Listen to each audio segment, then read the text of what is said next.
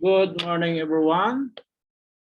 We are now in week 3 of our subject, human and physical geography. For today's discussion, I will discuss cultural geography, which is a very vital component, of the uh, processes and patterns of human geography. As we have learned, people are distributed in different parts of the world, in various countries and various spaces and dimensions. However, what differ among the different countries, different communities, cities, and other peoples? What is your religion? What is your language? That is the main distinction among different people and places. That is culture. So it's important to study the cultural geography, which is very important component of the subject, human and physical geography. As you have seen, in the cover of this PowerPoint presentation, different people, different places, with different cultures, with different religion, different language. That's the difference among the various people of the world. Okay, so let us discuss. So the outline of this discussion, first, the introduction. We will discuss about culture and the different types of culture. Then second, third, we will discuss religion, uh, because this is one of the component or major part of the culture. No? And then the languages, the different languages among the various people of the world. And lastly, the race. No? We have different races, so we have to trace back, no? The ethnicity and then races of the people. So there are other parts and parcel of culture, like the food, the music, and whatever. So we will tackle this one in this presentation. So let us define first what is culture. As based on the book of the cultural geography, it says that culture is the body of material traits, customary beliefs, and social forms that together contribute to the distinct identity of a group of people. So there are different traits. No? There are different beliefs in a certain group that traits, beliefs, and forms together, they can be identified as a group of people. Huh? So that is culture. No? The If you will go to Germany, no? Their landscape, their language, their religion. So there are sense of place. No, there are sense of place that you can say, "Oh, I'm in Germany," because one, the religion, second, of the language. No, that is the material things that we can see wherever we go. So culture is composed of the shared practices, technologies, attitudes, and behaviors transmitted by a society. It's either from different society to another society or from the previous society. This is transmitted either by oral or by written. That is culture. So, kumbaga sa mana-mana, pinapamana sa kasunod na salunay. That is culture. So culture is learned. It is not biological. As members of a social group, we acquire these integrated sets of behavior patterns.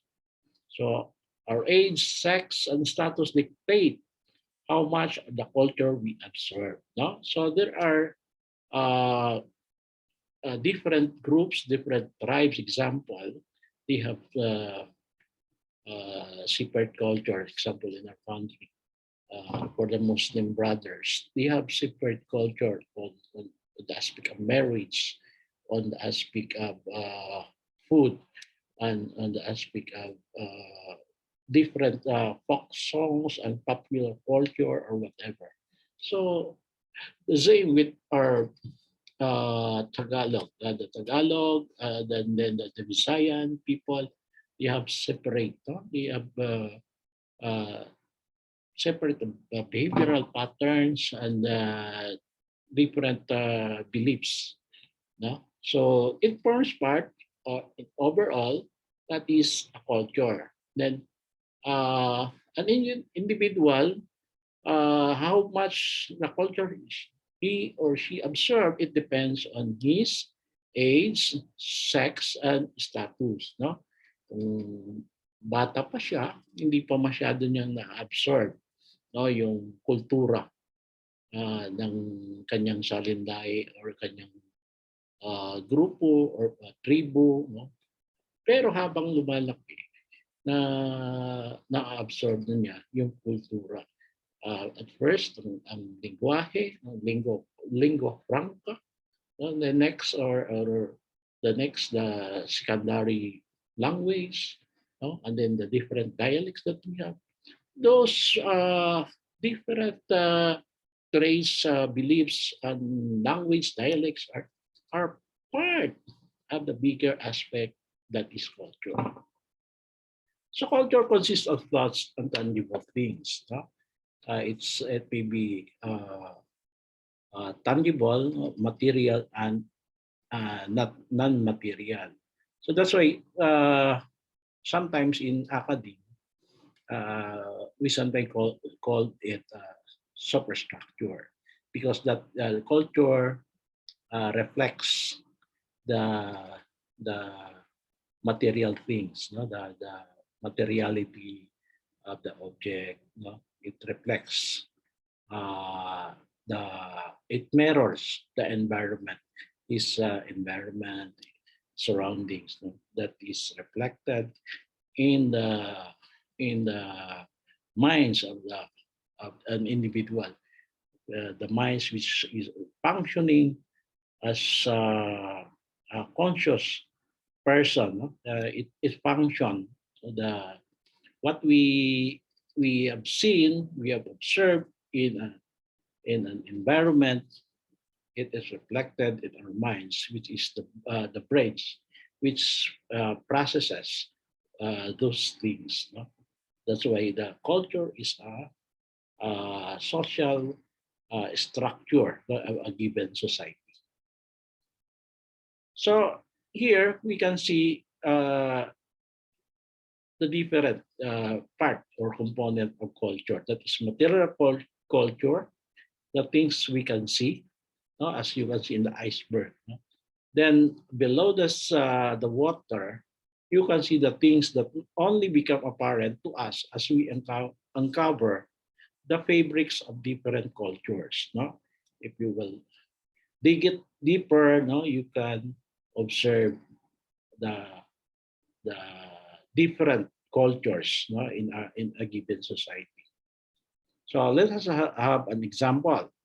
So you can see above the tip of the iceberg, or those which are visible material cultures, such as food, flags, fashion, festivals, fiesta or whatever, no? Holidays, music, games, performance, dances, arts, crafts, literature, and language. Those are visible material culture. However, there are also the invisible non-material culture, or as we have seen in the iceberg, those below the water. Those are communication styles and rules, huh? Facial expression, body language. As you can see, there are different body language or expression. Example, 30. Given that he is from Mindanao, the approach, how we talk and others is different from the those in Luzon, no? And even in Bisaya, they have different body language, facial expression, Ilongga, no? As we found of saying that Ilongga is more on very romantic, even if they are angry already, no? They can still have a passionate voice in delivering those uh, uh, speeches or communicate with other people. So eye contact, handling emotion. So uh, as we can say that the Western people are more they are more frank. The Filipino are very what we call this, that parang ano siya, parang indirect, the way he or she delivers his argument is different from that of the Western people, which is very frank. No, that is how they handle emotion, notions of beauty, notions of cleanliness, notions of manners. No, so for us Filipino, we are still in we have what we call the, the passion of our ancestors, no? to to have a Christmas, and then very religious. That is different traits, no, of the Filipino people.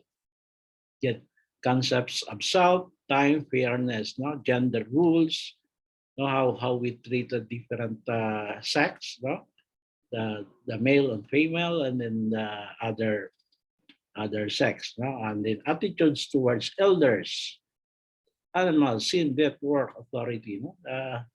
Sabi nga natin sa ibang bansa, pag elders ka na, ilalagay ka sa mga caregiving facilities.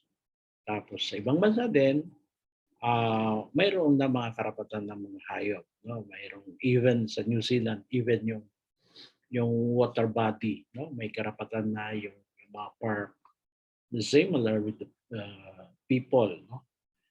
As a human. So sa Pilipinas hindi pa ganoon. Hindi pa ganoon yung pagbibigay ng karapatan. And then we are close family relation, kahit matanda ka na, nasa piling pa rin ng yung pamilya. That's the different approaches, no?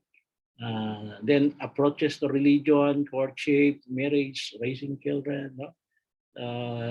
We can observe, no, in the other countries, pag re-raise ng mga bata, pag lumampas na sila ng 18 years old, they have to leave from the family, no, from the house, and then look for their own how to raise themselves, and then to have be independent. No? That is the difference between Filipino and then the Westernized in terms of marriage. So even though we are already influenced by other culture, however, there are still parts of the country that is hosting such cultures, beliefs, and others. Okay. Next, elements of culture. That's why there are two. Values are a culture standard for discerning what is good and just in society. So that is the values, no? Deeply embedded and critical for transmitting and teaching a culture's belief. Values. So kung ano ang tama at ano ang mali, it will depend on how we raise, how the values, what are the values that we have grown up with. No? Then beliefs are the tenets or conviction that the people hold to be true. Yung mga paniniwala. noong unang panahon, hanggang ngayon, no, ano yung mga paniniwala magkakaiba, no? You can see the difference in beliefs among peoples in the world, no? Even in our country, there are different beliefs. So individuals in a society have beliefs, but they also share common values, no? Yung paano pagpapalaga ng pamilya, no? That is a good values for Filipino people, no? And then how we treat our uh, our them as ancestors or ancestors, and then the families, no? We differ from other countries. So folk culture, no, this is types of culture that is has origins that are usually anonymous and steeped in tradition and are often found in rural, isolated, indigenous communities. As you can see in the picture, we have the tinikling, no, in our past. That is the Filipino national dance. However, it is now more on folk dance in different various schools. It is also in other countries. It is performed folk dance. Folk cultures began to break down in the 20th century as automobiles, radios, TV, films, and national press began to affect American life, the Filipino way of life, and others. No? So, as we have now, no, the the advancement of communication, social media, internet, and others, no, our folk culture becomes now limited in comparison with the uh, other countries' cultures, and even in the movies, no, in a streamlined movie, uh, parang ano na, no, nababaliwala na yung historical ng mga ano natin, ng mga ninuno, no, kultura. So in the opposite side, no, of the folk culture is the popular culture. No? It origins often urban, versatile, and influenced by media. No? Popular culture is pervasive, involves the majority of the population, and is quick to change. Where folk culture encourages diversity, popular culture works to homogenize. No?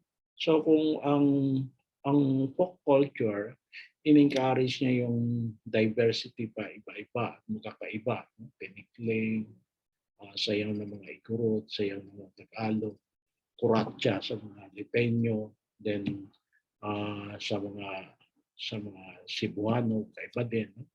So, however, the folk popular culture becomes now homogenized na isa.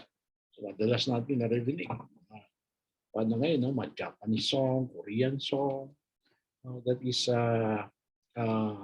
delivered to us, to our population from the through the internet, the social media, and other means of communication.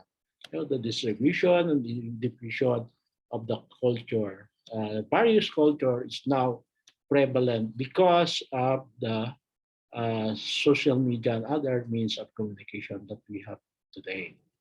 So we also have the cultural landscapes. No? This is a combination of physical features, agricultural and industrial practices, religious and language characteristics, and other expression of culture like architecture. No?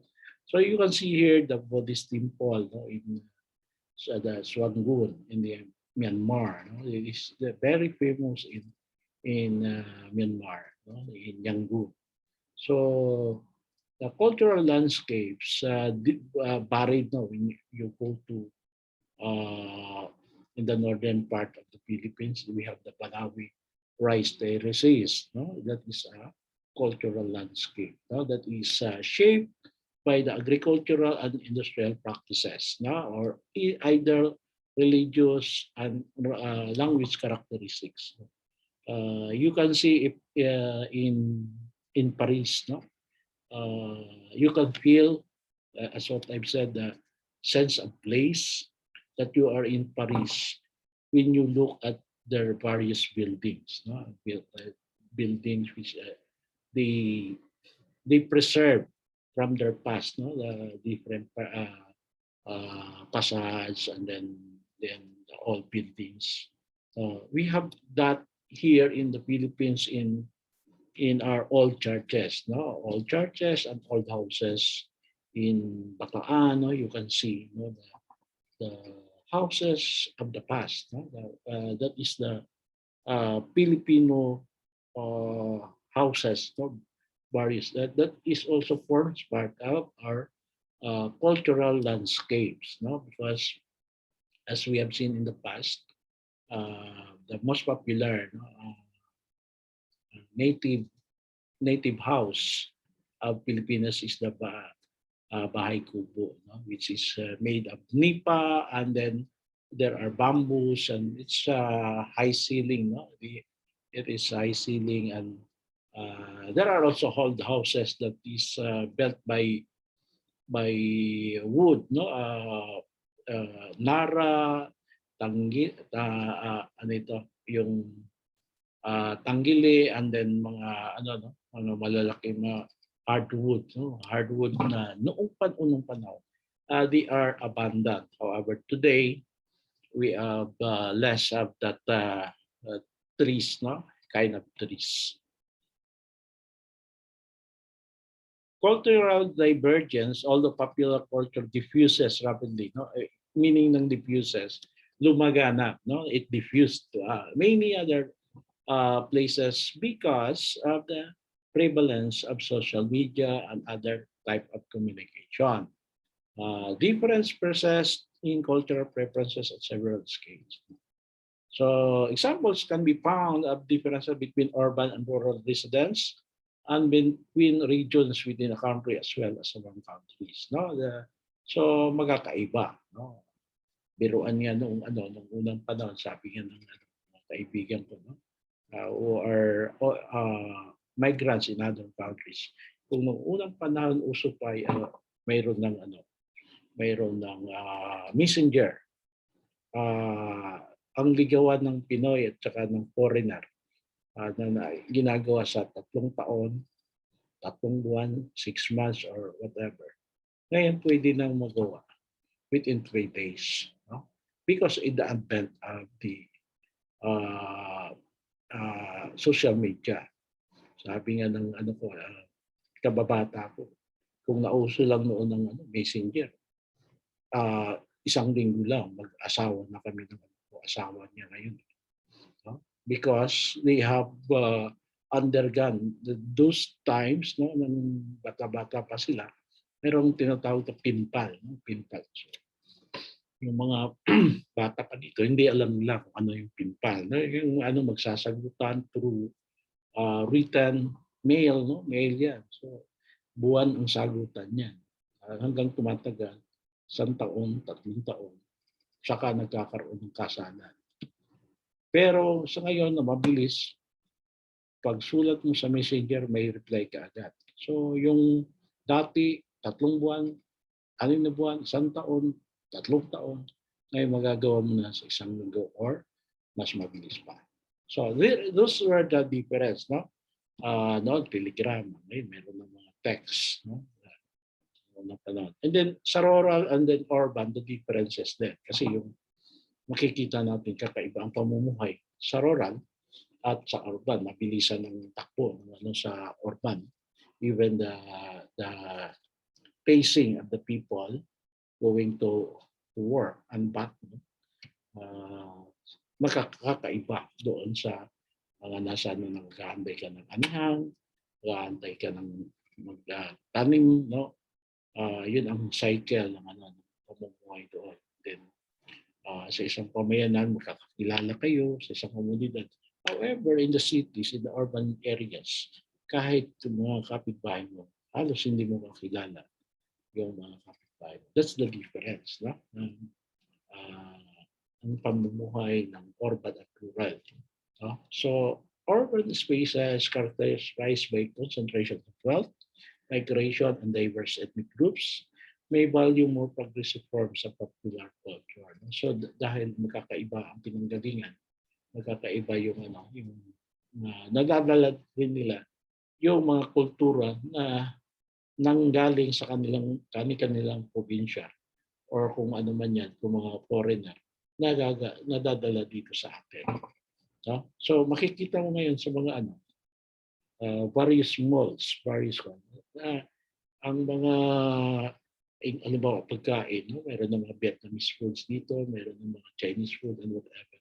So yan ang diversion, no? Yung diffusion ng mga tao na different nationality with has different cultures, nagtagpo-tagpo yan.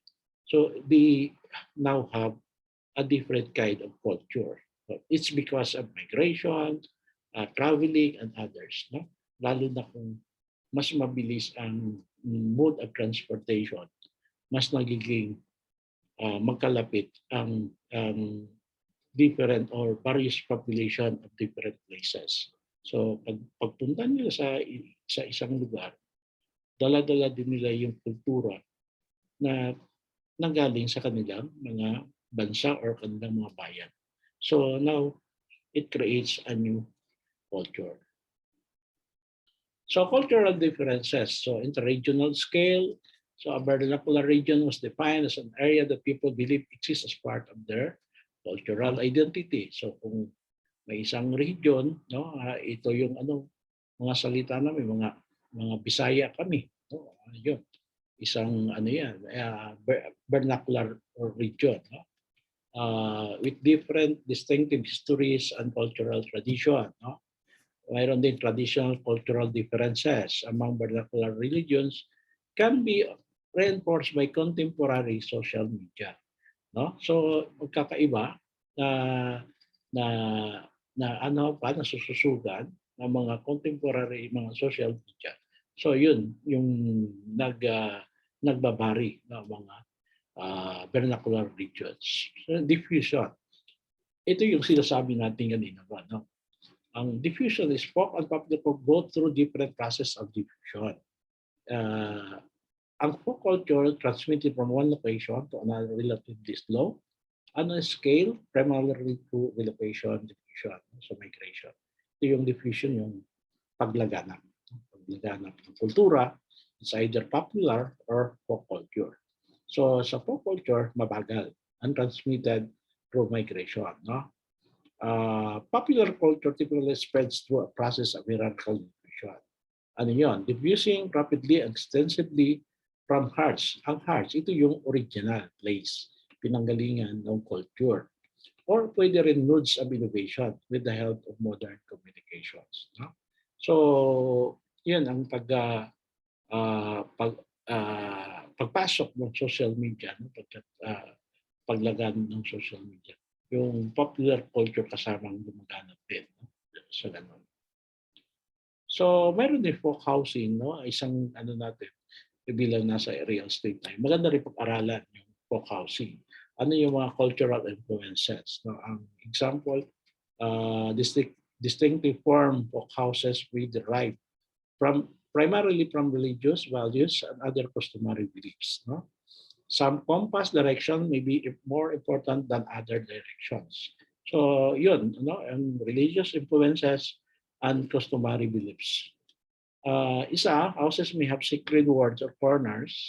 In the south central part of the island of Java, for example, the front door always faces south. No? Kung mga Chinese yan, facing the east. No? Kung sa Java, always faces south. The direction of the South Sea goddess who holds the key to earth. No? So, yun ang paniniwala.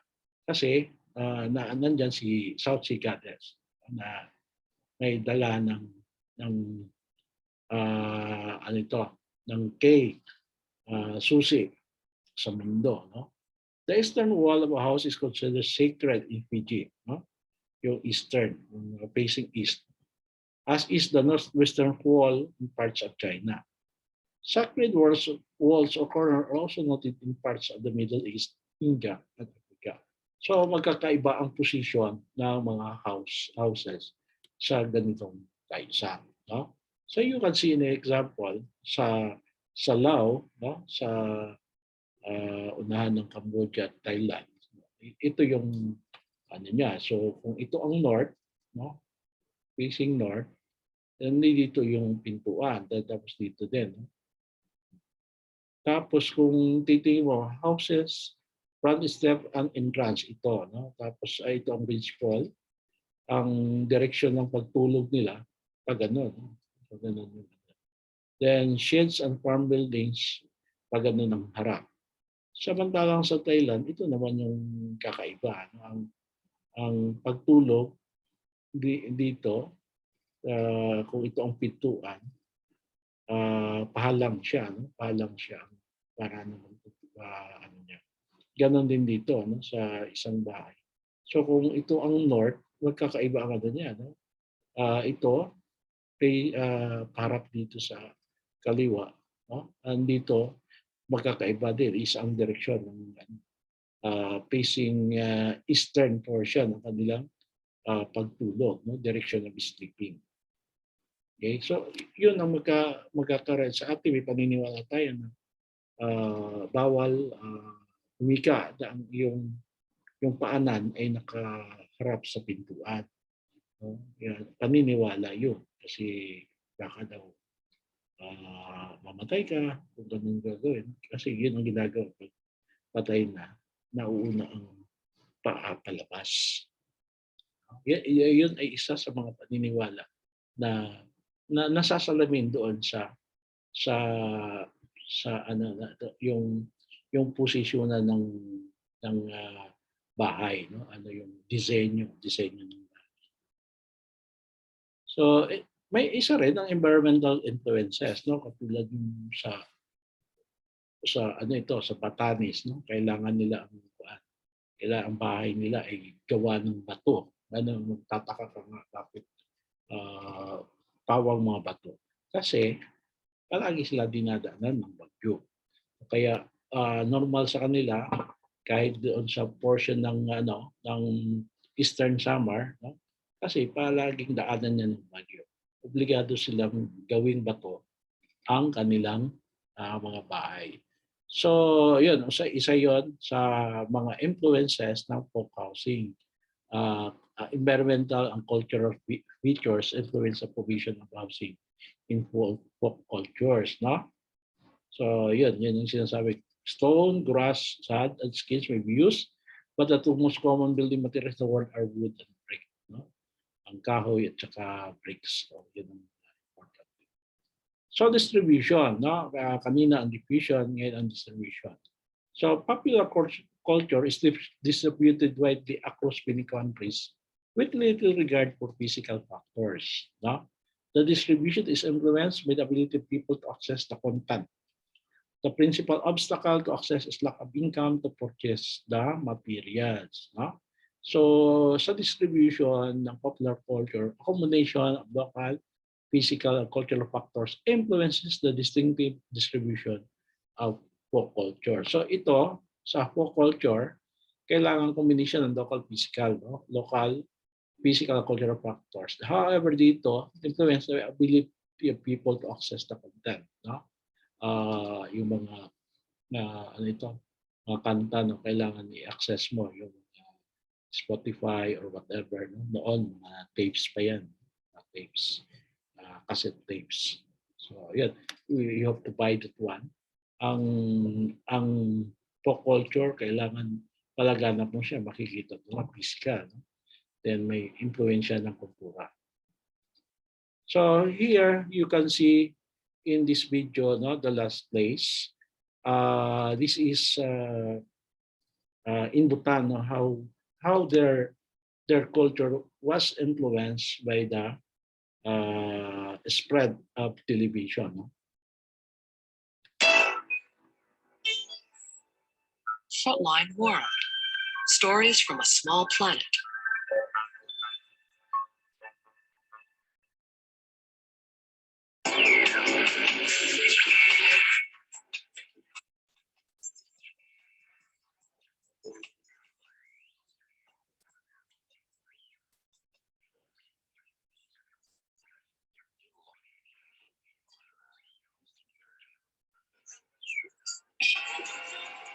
Bhutan is a Himalayan kingdom tucked between China and India. A seemingly magical place that has for centuries secluded itself from the rest of the world. A place with no traffic lights and no fast food chains. A country with more monks than soldiers, where it's law to wear traditional dress in public places. This tiny country of less than 1 million people has guarded its culture from outside influence.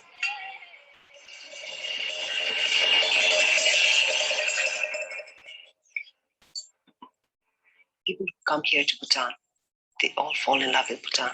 Why? Because we have a beautiful country, we have a rich tradition, rich culture, unspoiled. People who travel to Bhutan cannot believe that there is a country still left in the world which is almost untouched. And time and again, they've always told me, they said, don't bring television into the country. Cable this thing. But in June 1999, Bhutan did bring television into the country.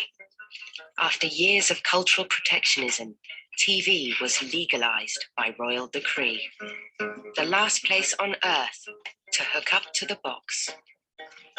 We found the man who the Bhutanese call the cable guy, Rinzi Dorji. Just a few years ago, he hardly knew how a television worked. I thought, how is it possible that pictures were just coming out there without any tape being played there? Then, of course, I tried to find out how it was coming and this, that.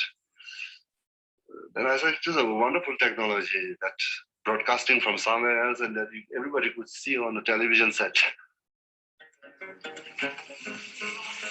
We are tuning the TV.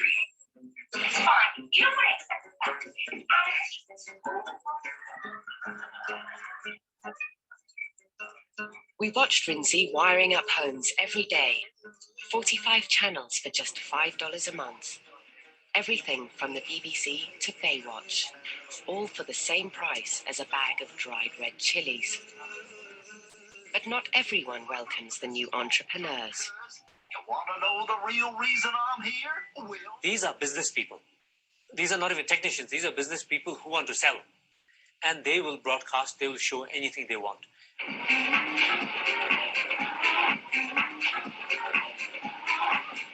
There are good things as well as bad things.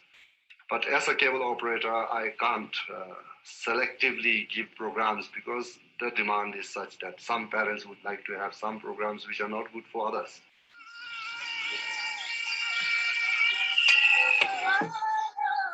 Rinzi invited us to his family home.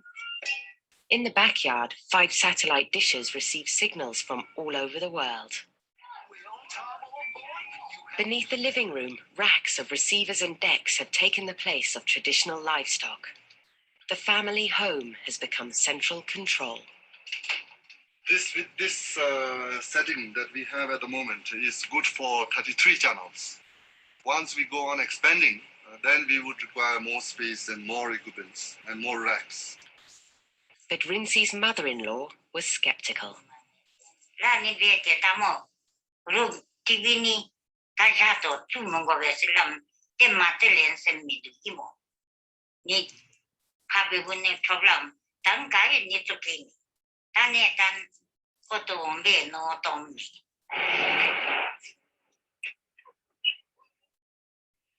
think people have suddenly realized that there are so many things that they desire which they were not even aware of before.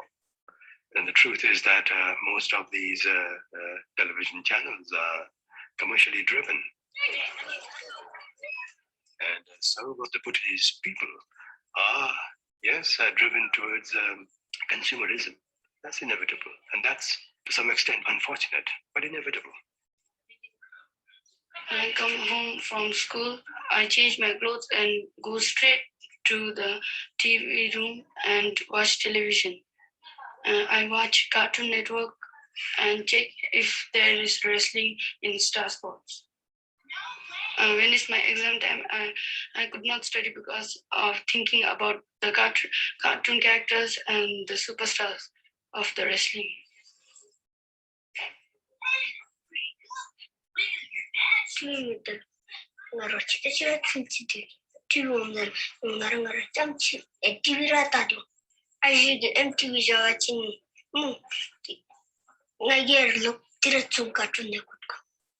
Tapagi neretati. Wah, tapakate bar ne nam samne nyam duna. Nam manjo jepun. Je. Ne sem de te ro. Pato de alo to de kan to amewu. Ngatoro ke nina yenti. Wah, tamanjo nye je.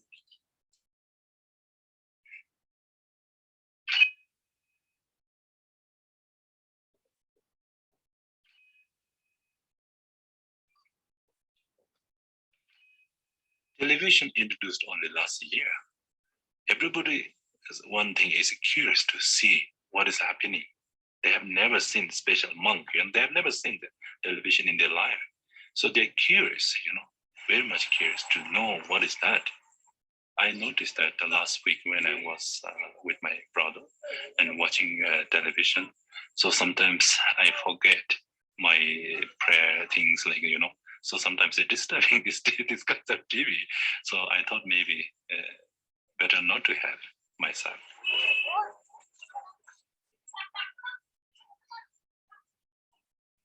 Soon after television started, we started getting letters to the editor for the newspaper from children who seemed very hurt. The letters actually specifically asked about this World Wrestling Federation program. Why are these big men standing there hitting each other? I mean, what's the purpose of it? They didn't understand. They were very hurt. Now, a few months later, one morning, I mean, a personal example, one of my sons, 7 years old, jumped on me early in the morning on the bed and he says, "Hey, I'm Triple H, you can be Rock." And we're fighting. Suddenly, these were new heroes for our children.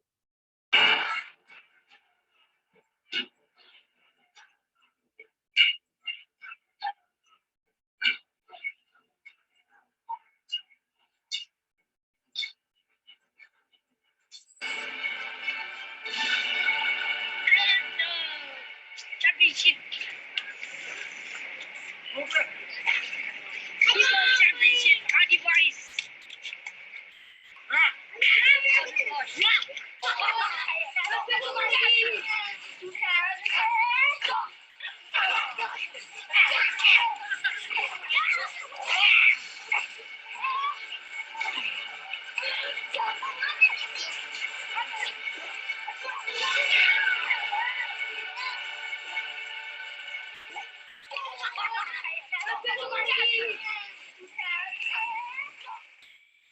The government has requested the cable operators that they should, to the extent possible, exercise discretion on their part. But it's easier said than done. With all these satellite dishes that are available, it'll be difficult to control. And so the light of 45 channels flickers, and the Bhutanese tune in to the rest of the world. I have myself heard comments from people saying that, my God, we didn't know that we were living in such a peaceful country. There seems to be violence and crime everywhere around the world. So in a way, the positive thing is that Bhutanese people realize how good a life they are living in this country.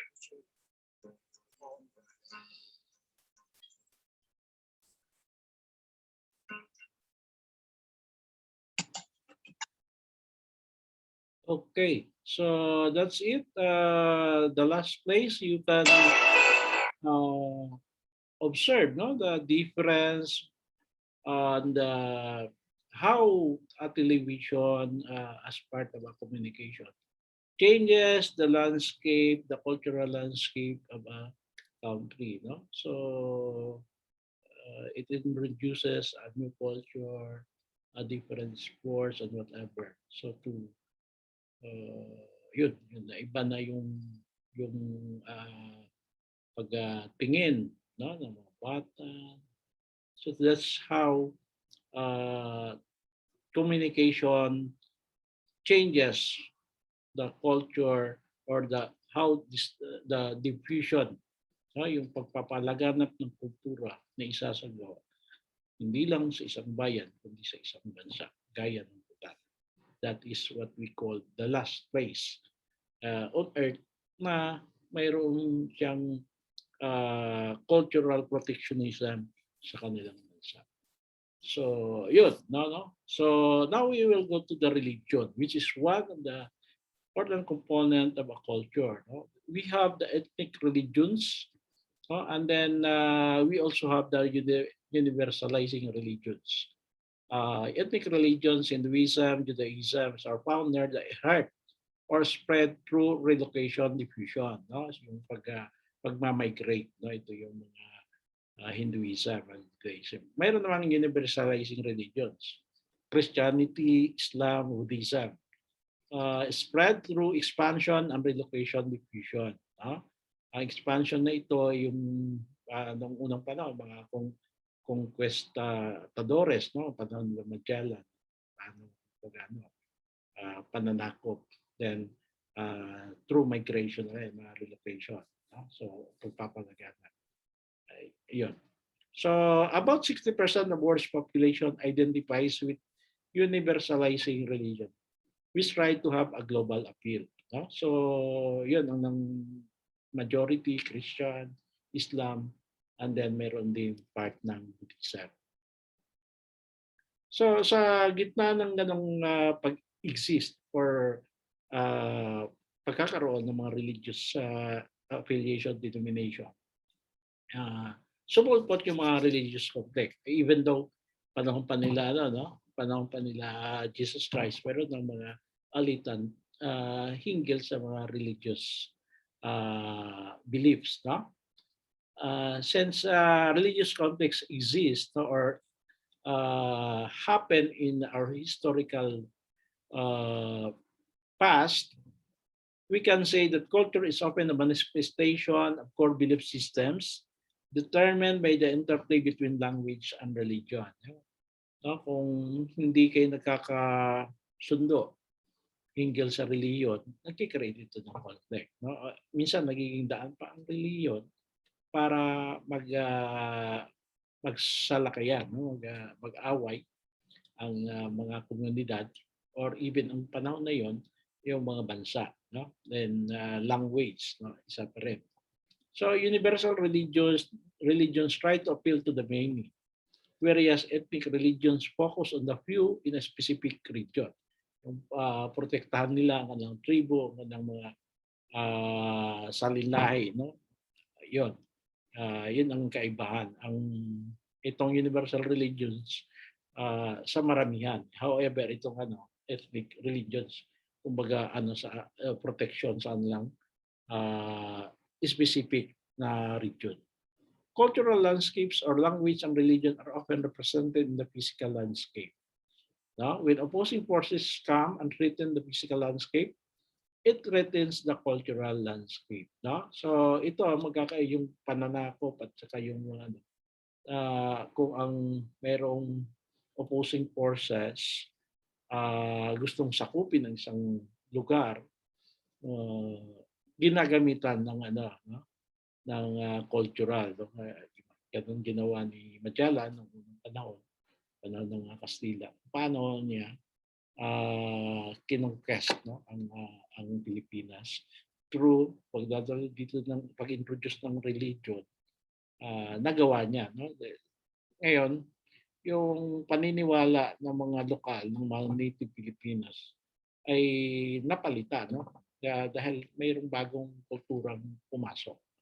No? Yung paniniwala nila, mas marami sa history natin, mas marami noon ay mga Islam, no? Naniniwala sa reliyong Islam sa Pilipinas. Universal religions require the adoption of values that may conflict with local tradition and values. If the universal religion is forced upon another religion, universal religion or ethnic religion, conflict may ensue. So yan ang mga digmaan ng Kristiyano at ng mga Islam, no? Panahon ni Kristo, panahon ng mga barbarians. So yun, nagkakaiba at nagkikreate ng mas mga digmaan. Migrants tend to learn and assimilate the language of the region they migrate to, but keep the religion they originated from. This can be viewed as a threat to the people the migrant move. No? Okay, so here are the different or the 5 major religions in the world. No? Religions are systems of belief that have developed and evolved over time in response to these and other eternal mysteries, driven by the feeling that some questions can only be answered by faith, and based on an intuition that there's something greater than ourselves, a higher power we must answer to, or some source we all spring from and to which we must return. Hinduism means the religions of India. It's not a single religion, but rather a variety of related beliefs and spiritual practices. It dates back 5 millennia to the time of Krishna, a man of such virtue that he became known as an avatar of Vishnu, an incarnation of the god in human form. He taught that all life follows karma, the law of cause and effect, and our job is to do our duty, or dharma, according to our place in society, without worrying how things turn out. When we die, we're reincarnated into a new body. If we followed our dharma and did our proper duty in our past life, we get good karma, which sends our soul upward in the social scale. Our rebirth into the next life is thus determined by what we do in this one. The wheel of rebirths is called samsara. It's possible for a very holy person to lead a life with enough good karma to escape the wheel. This escape is called moksha. Hinduism teaches that everything is one. The whole universe is one transcendent reality called Brahma. And there's just one Brahma, but many gods within it. And their roles, aspects, and forms differ according to various traditions. Brahma is the creator. Vishnu is the preserver who sometimes takes on human form. And Shiva is the transformer, or lord of the dance. Durga is the fiercely protective divine mother. Ganesha has an elephant head and is the wise patron of success. Hinduism is the 3rd largest religion in the world. And although most Hindus live in India, they can be found on every continent, 1 billion strong. Now let's travel west, across deserts and mountains to the Fertile Crescent about 4,000 years ago. Judaism began with God calling Abraham and Sarah to leave Mesopotamia and migrate to the land of Canaan. In return for their faith in the one true God, a revolutionary concept in the polytheistic world of that time, they would have land and many descendants. From this promise came the land of Israel and the chosen people. But staying in that land and keeping those people together was going to be very difficult. The Israelites were enslaved in Egypt, but God freed them with the help of the prophet Moses, who received the 10 Commandments and later hundreds more. They conquered the promised land, but could only keep it for a few hundred years. Israel sits at a crossroads through which many armies marched over the centuries, and in the year 70, the Romans destroyed the temple in their capital, Jerusalem. So the religion transformed itself from a temple religion with sacrifices and priests to a religion of the book. Because of this, Judaism is a faith of symbolism, reverence, and deep meanings tied to the literature of its history. The many sacred scriptures make up the Hebrew Bible or Tanakh, and hundreds of written discussions and interpretations are contained in an expansive compendium of deeper meanings called the Talmud. Jews find rich symbolic meaning in daily life. At the Passover meal, every item on the menu symbolizes an aspect of the escape from slavery. The importance of growing up is emphasized when young people reach the age of bar and bat mitzvah, ceremonies during which they assume responsibility for their actions and celebrate the weaving of their own lives into the faith, history, and texts of the Jewish people.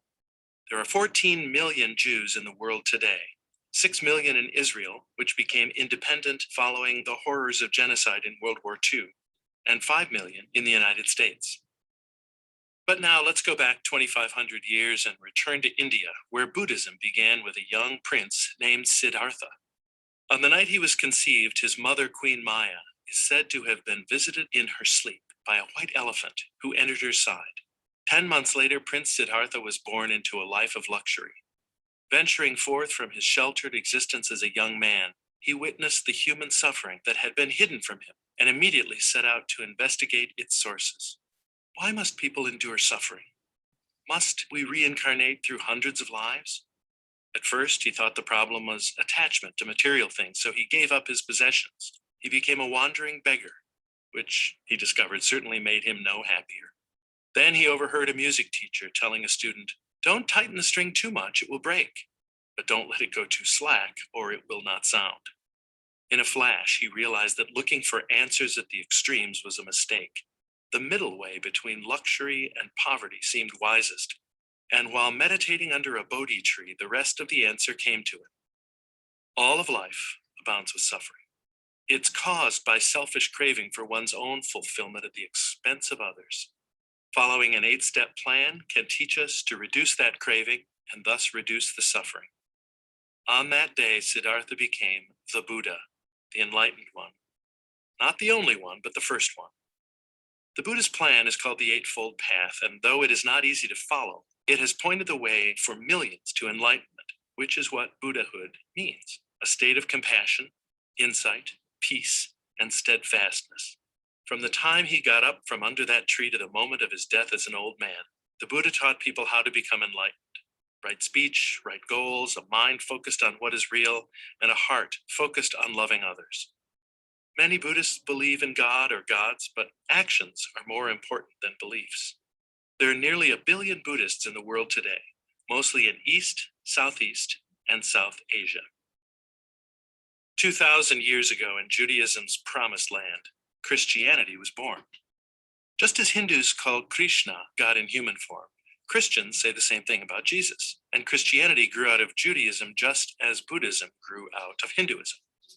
The angel Gabriel was sent by the God of Abraham to ask a young woman named Mary to become the mother of his son. The son was Jesus, raised as a carpenter by Mary and her husband Joseph until he turned 30, when he began his public career as the living Word of God. Less interested in religiousness than in justice and mercy, Jesus healed the sick in order to draw crowds and then taught them about his heavenly Father, affectionate, forgiving, and attentive. Then he would invite everyone to a common table to illustrate his kingdom of God.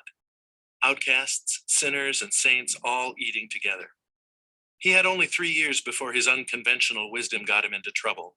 His enemies had him arrested and he was executed by Rome in the standard means by which rabble-rousers were put to death: crucifixion. But shortly after he was buried, women found his tomb empty and quickly spread word, convinced that he had been raised from the dead. The first Christians described his resurrected appearances, inspiring confidence that his message was true. The message: love one another as I have loved you. Christians celebrate the birth of Jesus in December at Christmas, and his suffering, death, and resurrection during Holy Week in the spring. In the ceremony of baptism, a washing away of sin and welcoming into the Christian community, recall Jesus' own baptism when he left his life as a carpenter. In the rite of communion, Christians eat the bread and drink the wine, blessed as the body and blood of Jesus, recalling Jesus' Last Supper. There are 2 billion Christians worldwide, representing almost 1/3 of the world's people. Islam began 1400 years ago with a man of great virtue meditating in a mountain cave in the Arabian desert. The man was Muhammad. He was visited by a divine messenger, again, the angel Gabriel, in Arabic, Jibril, delivering to him the words of Allah, the one God of Abraham. In the next few years, more and more messages came, and he memorized and taught them. The verses he recited were full of wise sayings, beautiful rhymes, and mysterious metaphors. But Muhammad was a merchant, not a poet. Many agreed the verses were indeed the words of God, and these believers became the first Muslims. The word Muslim means one who surrenders, meaning a person who submits to the will of God. A Muslim's 5 most important duties are called the 5 pillars. Shahada, Muslims declare publicly there is no other God but Allah, and Muhammad is his final prophet. Salat, they pray 5 times a day facing Mecca. Zakat, every Muslim is required to give 2 or 3% of their net worth to the poor. Saum, they fast during daylight hours for the lunar month of Ramadan to strengthen their willpower and their reliance on God. And Hajj, Once in a lifetime, every Muslim who is able must make a pilgrimage to the holy city of Mecca, rehearsing for the time when they will stand before God to be judged worthy or unworthy of eternal life with him. The words of God, revealed to the prophet over 23 years, are collected in the Quran, which literally translates into the recitation. Muslims believe it to be the only holy book free of human corruption. It's also considered by many to be the finest work of literature in the Arabic language. Islam is the world's second largest religion, practiced by over 1.5 billion Muslims around the globe. Religion has been an aspect of culture for as long as it has existed, and there are countless variations of its practice. But common to all religions is an appeal for meaning beyond the empty vanities and lowly realities of existence, beyond sin, suffering, and death, beyond fear, and beyond ourselves.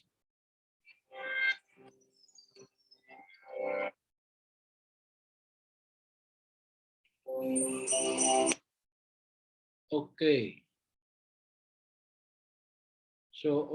So those we religious, no, the different religion in the world. Now let us go to the languages, which is one also of the important or vital part of culture.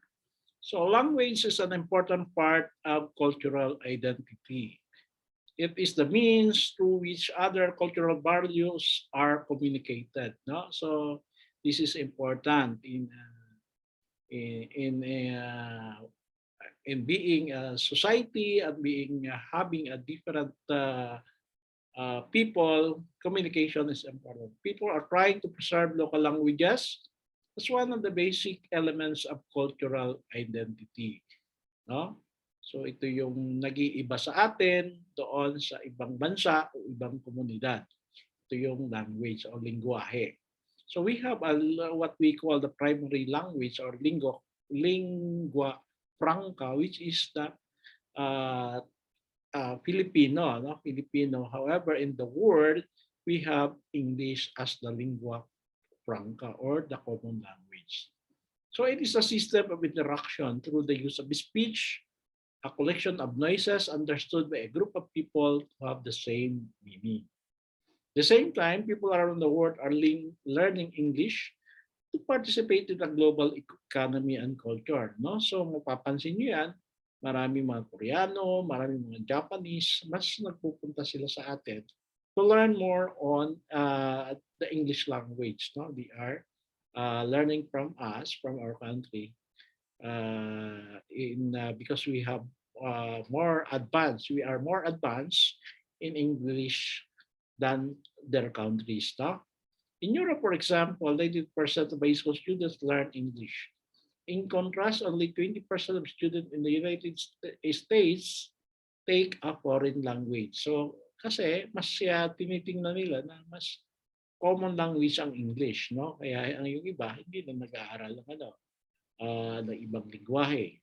Kanila lang as a common language. So, yun, makikita mo sa larawan, no, ang human language families, magkakaiba-iba siya, no, sa iba't ibang panig ng mundo, base sa color. No? We have different languages. Ayon nga sa pagtaya ng isang research, there are 7,000 to 8,000 different languages spoken all over the world. So, because language is a system of communication, no? Mayroon din tayo mga official language, bawat bansa, gaya ng Pilipinas na mayroon tayong Filipino.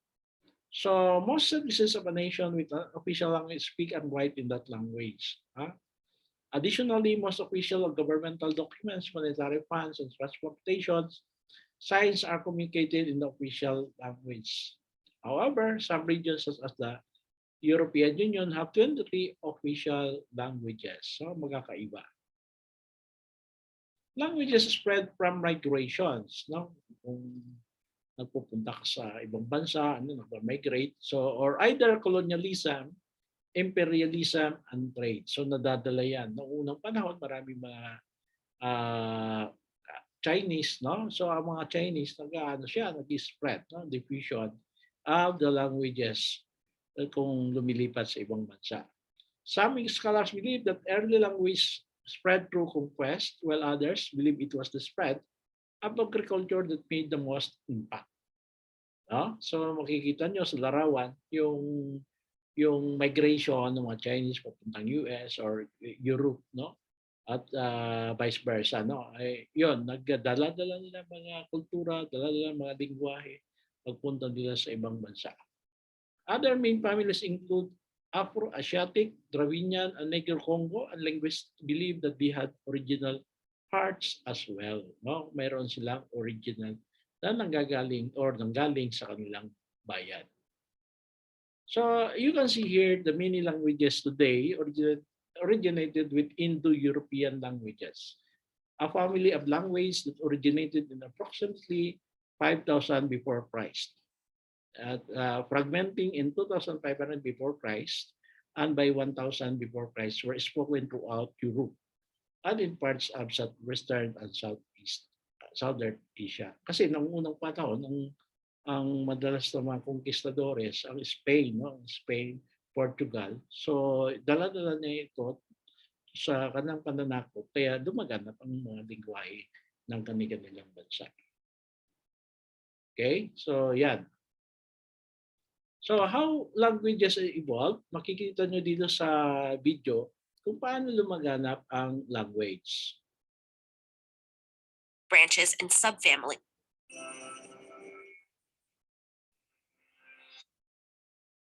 In the biblical story of the Tower of Babel, all of humanity once spoke a single language until they suddenly split into many groups unable to understand each other. We don't really know if such an original language ever existed, but we do know that the thousands of languages existing today can be traced back to a much smaller number. So how did we end up with so many? In the early days of human migration, the world was much less populated. Groups of people that shared a single language and culture often split into smaller tribes, going separate ways in search of fresh game and fertile land.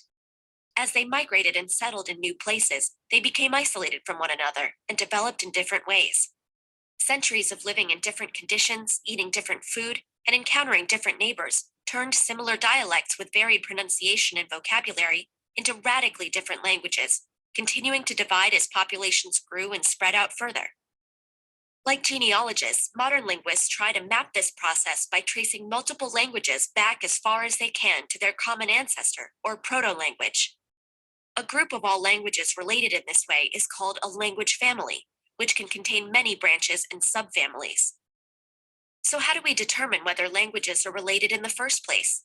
Similar sounding words don't tell us much. They could be false cognates or just directly borrowed terms rather than derived from a common root. Grammar and syntax are a more reliable guide, as well as basic vocabulary such as pronouns, numbers, or kinship terms that's less likely to be borrowed. By systematically comparing these features and looking for regular patterns of sound changes and correspondences between languages, linguists can determine relationships, trace specific steps in their evolution, and even reconstruct earlier languages with no written records. Linguistics can even reveal other important historical clues, such as determining the geographic origins and lifestyles of ancient peoples based on which of their words were native and which were borrowed. There are two main problems linguists face when constructing these language family trees. One is that there is no clear way of deciding where the branches at the bottom should end, that is, which dialects should be considered separate languages, or vice versa. Chinese is classified as a single language, but its dialects vary to the point of being mutually unintelligible, while speakers of Spanish and Portuguese can often understand each other. Languages actually spoken by living people do not exist in neatly divided categories, but tend to transition gradually, crossing borders and classifications. Often the difference between languages and dialects is a matter of changing political and national considerations, rather than any linguistic features. This is why the answer to how many languages are there can be anywhere between 3,000 and 8,000, depending on who's counting. The other problem is that the farther we move back in time towards the top of the tree, the less evidence we have about the languages there. The current division of major language families represents the limit at which relationships can be established with reasonable certainty, meaning that languages of different families are presumed not to be related on any level. But this may change. While many proposals for higher-level relationships or superfamilies are speculative, some have been widely accepted, and others are being considered, especially for native languages with small speaker populations that have not been extensively studied. We may never be able to determine how language came about or whether all human languages did in fact have a common ancestor, scattered through the babble of migration. But the next time you hear a foreign language, pay attention. It may not be as foreign as you think.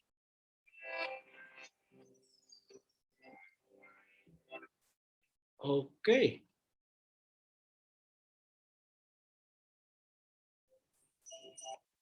Okay. So, yan makita natin yung evolution or ang koneksyon ng iba't ibang lingwahe sa pinagmulan nito. However, there are still no researchers. Ano nga ba ang punot dulo ng mga lingwahe? But however, there are studies already established na nanggaling ito sa European. Because nung unang panahon, sila naman yung mga tinatawag natin unang sibilisasyon. Okay. Kasi doon sa lingwahe, mayroon namang dialects. No? There are various dialects within any language. No? Ito yung part lang ng isang language ay mayroong dialect. No? And English in the United States is no exception. So a dialect is a regional variation of a language such as English, distinguished by this distinctive vocabulary, spelling, and pronunciation. Sa US, there is a dialect difference between southern, northern, and easterns. No? Katulad din ng sa Pilipinas, no? Mayroon pagkakaiba. Yung nasa Luzon, mayroon Tagalog, mayroon ding mga Bisaya. At kahit ang mga Bisaya, may iba't iba ang dialect, may iba-ibang puno. Mayroon din tayong mga tribo. No? We can all understand each other, but the way we say things may sound accented or weird to others. No? Magkakaiba yan. Even mga Tagalog, may purong Tagalog, mga Nueva Ecija, mga Bulacan. So kakaiba yung mga Tagalog dito sa Metro Manila, kakaiba din ng mga nasa Bicol at iba pa. No? So there is also a dialect difference between American English and spoken and Britain, as well as other parts of the British Commonwealth. So tandaan lang, ang dialects is subpart yan ng language. No?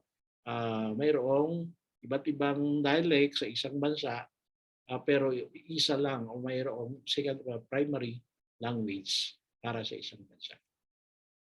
Okay. So isa pa yung race. No? In biological terms, refers to the concept and practice of categorizing people into groups, no, based on shared physical characteristics resulting from genetic ancestry. No? Ano yung lahi mo? Sabi nga mga Pilipino ay lahing galing sa Malay race. No? Malay race. So ito yung pinanggalingan natin, mga Java man, no? Ancestry. So there is a geographic isolation since the era of colonization, and even before then, has significantly decreased in most areas of the world. Less geographic isolation results in the mixing of racial groups. Thus, classifying people by the race with any accuracy is difficult. No? Yung mahirap kung mainland kayo, isa-isang madali ang transportation. Magkakaroon ng halo-halo ng different races. No? Katulad ng nangyayari sa US, they came from different races, different countries of origin, migration. Kaya malakas ang racism because of the distribution and then diffusion na rin, no? Different races. Ganun din sa atin, no? Sa ibang mayroon tayong mga iba't ibang pinanggalingan, mga tribo, mga different races or lahi. No? However, we have the same. We have the common, no, as a Filipino. We have the common goal. We have the common country that we want to move forward. So magkakaiba man ng lahi, nagkakaisa sila doon sa isa kanilang bansa. No? This is part of the culture, no? Yung nag-mold ng isang kultura ng isang bansa. Kaya nga mayroon tayo mga autonomous region, mayroon tayo sa Caraga, meron tayong sa farm area. Even isang bansa tayo, meron tayong mga iba't ibang mga ethnicity, meron tayong mga lahi na nag-i-exist, no, sa buong bansa. So, yon yung races and ethnicity. No? So, generally understood to be a population subset whose members have some type of hereditary biological characteristic that set them apart physically from other human groups. However, ethnic group is a group with a unifying thread of common heritage of distinguishing features. This may be based on language, religion, historical events, tradition, festival, cuisines, and relationship. Ito yung mga Muslim, kakaiba, no? Yung mga Mangyan, iba rin, no? Iba, mga Ita, Subanin. So they are different ethnic group na nagtatry, no? How to preserve their cultural beliefs, traditions, and festivals. No? Even yung ngayon, mga relationship, how the marriage, no? Pinag-ano na yan, based sa ating batas, paano aangkop yung batay sa kanilang religion, batay sa kanilang tradisyon. Forma ng marriage, no? Nag-ano na rin. Kumbaga, inire-relate ka para magkaroon ng uniform. Okay, ang importante lang diyan, we exist in diversity. However, even kung papansin mo yung most of the example, Muslim, mostly yung mga new generation ngayon ay mga educated, no? New generation pupunta ng Manila, doon nakakasalamuha yung iba't ibang taga-probinsya or even taga-Metro Manila. Ngayon, pagbalik nila sa kanilang mga pinanggalingang probinsya, dala-dala na yung kultura nang nasa Manila sila, nag-aaral sila. So yun, yung diffusion ng mga kultura, ngayon, naiiba na rin ang pagtingin ng mga Muslim doon sa example ng dinala ko ng probinsya. Kakaiba na mula dati sa Marawi. Dati hindi nagbabayad ng buwis yan, ng real property. However, ngayon nakikita na nila bakit mahalaga magbayad ng buwis. Kasi matagal ng sabi nga ng treasurer ng Marawi, kami na nga may-ari ng lupa. Tapos magbabayad pa kami ng buwis. Ano ba yan? Nakuha na yan. However, because there are new educated generation na ipapaliwanag kung bakit mahalaga yung magbayad ka ng buwis sa properties mo at para saan yan. So, daliliwanagan naman yung iba. Yun yung ganong kultura kung kakaiba yung na-educate sila na doon lang mismo sa kanilang lugar. At saka yung mga new generation na nagpunta ng ibang lugar at doon nakalubilo ang iba't ibang klase ng tao sa Pilipinas or even pumunta pa ng ibang bansa.